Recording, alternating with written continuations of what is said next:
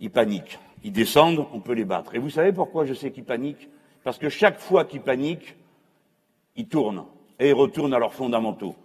C'est-à-dire que chaque fois qu'ils ont l'impression qu'ils perdent pied, ils reviennent sur des gros trucs racistes et ainsi de suite. Et là, elle s'est dépassée. Parce que, comme ils avaient déjà injurié la moitié de la Terre, la quasi-totalité des gens qui n'ont pas sa religion, alors que faire? Ah ben, elle a trouvé une nouvelle cible, les gosses. Faut le faire, hein.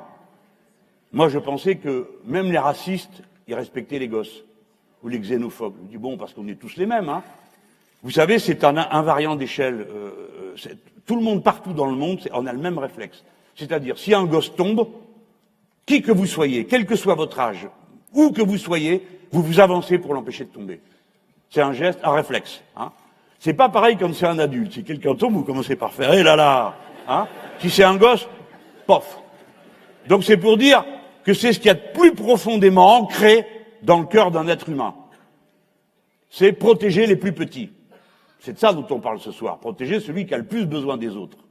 Eh ben, elle trouve le moyen de dire « Je considère que la solidarité nationale doit s'exprimer à l'égard des Français. » Je n'ai rien contre les étrangers, heureusement, parce que qu'est-ce qu'elle ferait? Mais je leur dis, si vous venez dans notre pays, ne vous attendez pas à ce que vous soyez pris en charge, à être soignés, que vos enfants soient éduqués gratuitement. Maintenant, c'est terminé. Je relis. Ne vous attendez pas à ce que vous soyez soignés. Eh bien ça, c'est pas une bonne idée du tout. Parce que celui qui est malade, il est malade et rend malade les autres si on ne le soigne pas.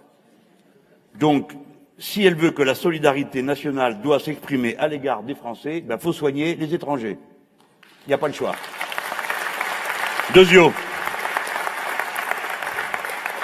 que vos enfants soient éduqués gratuitement. Ah, mais ça, c'est pas de la solidarité.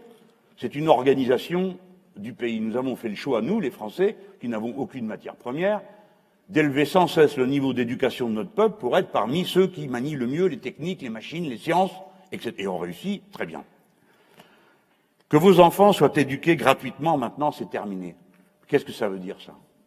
Vous allez laisser les petits pitchouns, on va rien leur apprendre? Ils vont pas savoir lire, ils vont pas savoir écrire, ils vont pas savoir compter, leurs pauvres parents qui regardent ça, alors ils vont parler quelle langue, ces petits? Juste la langue qu'on parle à la maison, il ne reste plus qu'à espérer que c'est le français. Mais les parents, ils étaient trop contents que les gosses s'en sortent, qu'ils aillent à l'école, qu'ils s'améliorent, et ils reviennent. Et c'est comme ça que ça se passe dans une famille d'étrangers.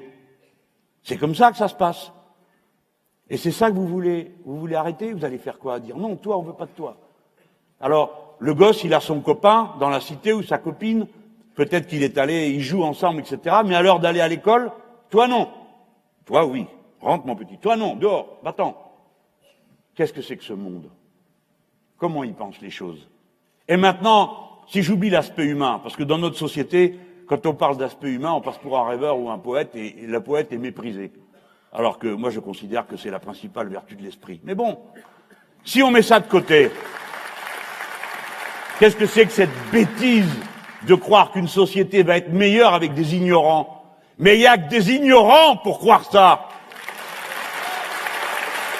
La société est meilleure plus nous sommes éduqués. Et être éduqué, c'est pas seulement apprendre, comme certains croient, des choses qui servent à quelque chose, comme ils disent. C'est tout ce qui développe la personne humaine.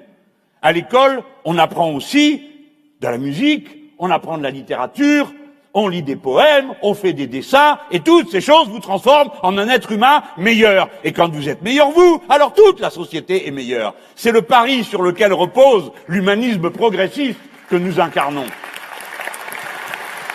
Le républicanisme. Bon, j'arrête avec elle parce qu'elle va nous rendre malades.